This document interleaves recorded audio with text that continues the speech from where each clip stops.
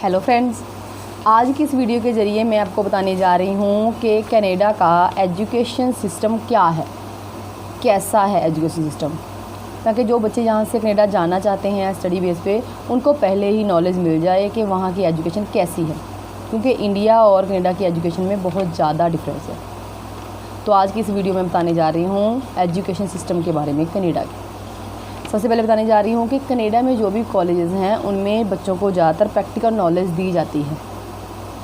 अगर बच्चों को प्रैक्टिकल नॉलेज होगी तो ही बच्चा वहाँ पर ईज़िली जॉब कर सकता है।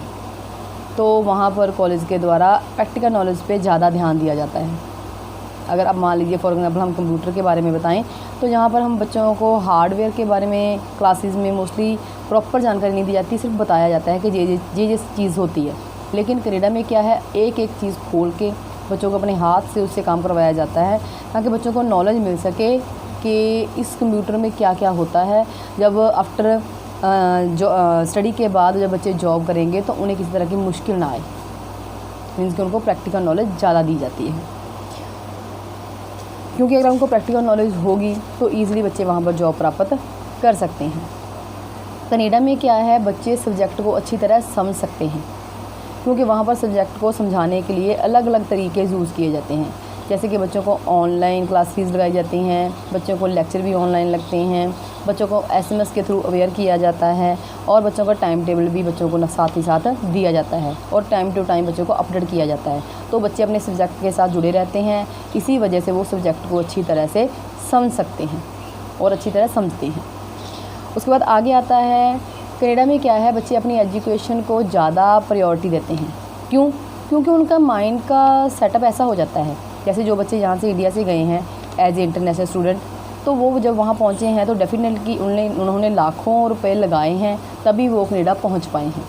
तो उनके मन में एक धारणा बन जाती है कि हमारे पेरेंट्स ने इतना पैसा लगाया है, हम कनाडा के सेटल होने के लिए आए हैं, तो हमने पढ़ना ही पढ़ना है। तो वो पूरी कोशिश करते हैं, वहाँ पर वो पढ़ाई को प्रायोरिटी देते हैं और अच्छे ढंग से पढ़ते हैं। और कनाडा में क्या है, बच्चों को एजुकेशन के साथ साथ पार्ट टाइम काम करने का मौका मिलता है। बच्चे 20 आवर्स पर वीक के हिसाब से काम कर सकते हैं। तो क्या करते हैं बच्चे, वो एजुकेशन के साथ साथ जब काम करते हैं तो काफ़ी बच्चे इतना अच्छा काम करते हैं और उन्हें कोई अच्छी नॉलेज होती है हाथ से काम करने की, तो वो इतना अच्छा पैसा कमा लेते हैं कि उनको दोबारा घर से पैसे मंगवाने की ज़रूरत नहीं पड़ती। वो अपना खर्चा खुद ही निकाल लेते हैं और कॉलेज वगैरह की फ़ीस भी भर लेते हैं। तो ये बच्चों के लिए एक प्लस पॉइंट हो जाता है। उसके बाद आगे आ जाता है, उनकी एजुकेशन में फ्लेक्सिबिलिटी है। जैसे इंडिया में क्या है, इंडिया में हम 9 to 5 क्लासेज लगाते हैं, तो हमारे पास कोई ऑप्शन नहीं होती कि हम कोई और ढंग से एजुकेशन ले सकें। लेकिन कनाडा में क्या है, एजुकेशन में फ्लेक्सिबिलिटी है। मीन्स कि अगर आप चाहते हैं, अगर आप ज़्यादा जॉब करना चाहते हैं तो आप सैटरडे संडे क्लासेस लगा के, या फिर पूरे वीक में 3 या 4 डेज़ क्लासेस लगा के बाकी दिन में आप जॉब कर सकते हैं। तो ये फ्लेक्सिबिलिटी आपको वहाँ पर मिल सकती है।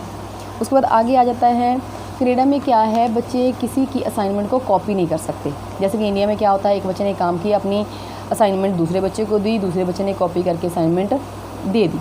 लेकिन कनाडा में ऐसा नहीं है। वहाँ पर क्या है कि आपको ये बोला जाता है कि आपकी असाइनमेंट यूनिक होनी चाहिए, किसी और बच्चे के साथ मैच नहीं करनी चाहिए।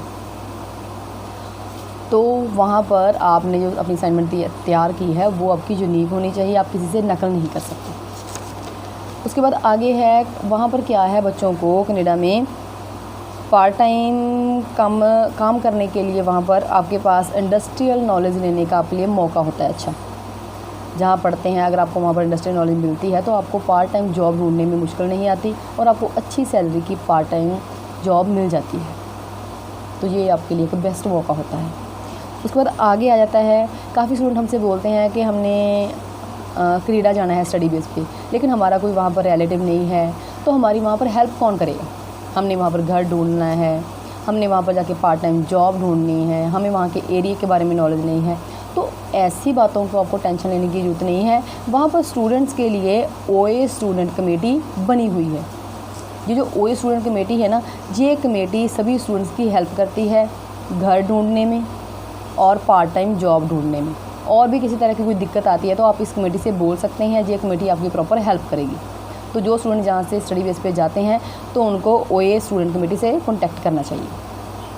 उसके बाद आगे आ जाता है कनाडा में क्या है, सेमेस्टर सिस्टम चलता है। सेमेस्टर सिस्टम की वजह से क्या है, बच्चों के ऊपर किसी तरह के बोझ नहीं पड़ता, बच्चे के ऊपर पढ़ाई का ज़्यादा बोझ नहीं पड़ता। जैसे कि कनाडा में क्या है, जनवरी इनटेक है, सितंबर इनटेक है और मई इनटेक है, तो आपका जो सिलेबस है वो डिवाइड हो जाता है, तो इसी वजह से आपके ऊपर पढ़ाई की बर्डन नहीं पड़ती। उसके बाद आगे आता है कनाडा में क्या है, जो असाइनमेंट है वो एक सॉफ्टवेयर के द्वारा चेक की जाती हैं, तो उसी सॉफ्टवेयर के द्वारा चेक करने की वजह से ही पता चलता है कि आपकी जो असाइनमेंट है वो यूनिक है या नहीं है। टीचरों के द्वारा चेक नहीं की जाती, वो असाइनमेंट सॉफ्टवेयर के द्वारा चेक की जाती है। उसके बाद है कनाडा में जो एग्ज़ाम है वो हार्ड कॉपी पे नहीं लिया जाता और ना ही उसे टीचरों के द्वारा चेक किया जाता है। आपका जो एग्ज़ाम होगा वो ऑनलाइन होगा, कंप्यूटर के थ्रू लिया जाएगा, एक सॉफ्टवेयर के थ्रू। जब आपका एग्ज़ाम का टाइम होगा ऑटोमेटिकली वो सॉफ्टवेयर खुल जाएगा, उसके अलावा आप कंप्यूटर पर और कुछ नहीं खोल सकते। जब आपके एग्ज़ाम का टाइम कंप्लीट होगा तो ऑटोमेटिकली वो सॉफ्टवेयर बंद हो जाएगी। तो इस तरह से वहाँ पर आपके एग्ज़ाम होंगे। उसके बाद आगे आ जाता है बच्चों की ऑनलाइन क्लासेस लगती हैं। अगर आपको ऑनलाइन क्लासेस में टीचर की पढ़ाई पसंद नहीं आती तो आप अपने कॉलेज से बात करके अपने टीचर को चेंज करवा सकते हैं, क्योंकि सभी बच्चों की अलग अलग तरह की कैपेबिलिटी होती है। कोई किसी टीचर की लैंग्वेज समझ सकता है और किसी टीचर की नहीं। तो आप अपनी ज़रूरत के अकॉर्डिंगली, अगर आपको टीचर की समझ नहीं आती तो आप अपनी प्रॉब्लम बता सकते हैं और आपके अकॉर्डिंगली टीचर को चेंज कर दिया जाएगा। उसके बाद आगे आता है, जैसे कि इंडिया में क्या होता है कि सिलेबस जो है, जो पिछले 4 साल से चल रहा है क्लास में सिलेबस, वही सिलेबस टाइम टू टाइम चलता रहता है। लेकिन कनाडा में ऐसा नहीं है, वहाँ पर जो भी सिलेबस आपको कराया जाएगा वो टाइम के अकॉर्डिंगली अप टू डेट होगा। जो नई जनरल नॉलेज आती जाती है वो भी उसमें इंक्लूड कर ली जाती है, तो time to time syllabus change होता रहता है ताकि बच्चे जो हैं पढ़ाई करने के बाद अप टू डेट रहें। तो ये सारा सिस्टम कनाडा का है, कनाडा की एजुकेशन सिस्टम है।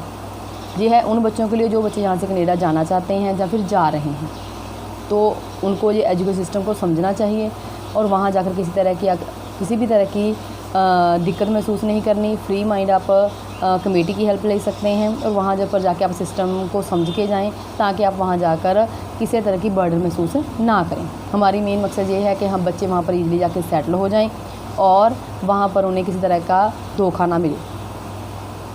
अगर आप हमसे किसी तरह का राब्ता कायम करना चाहते हैं तो आप हमारे पीछे दे नंबर 9815101148 पे कॉन्टैक्ट कर सकते हैं और बात कर सकते हैं। और ज़्यादा अपडेशन लेने के लिए चैनल को सब्सक्राइब करें और वीडियो को लाइक और शेयर करें। Thank you.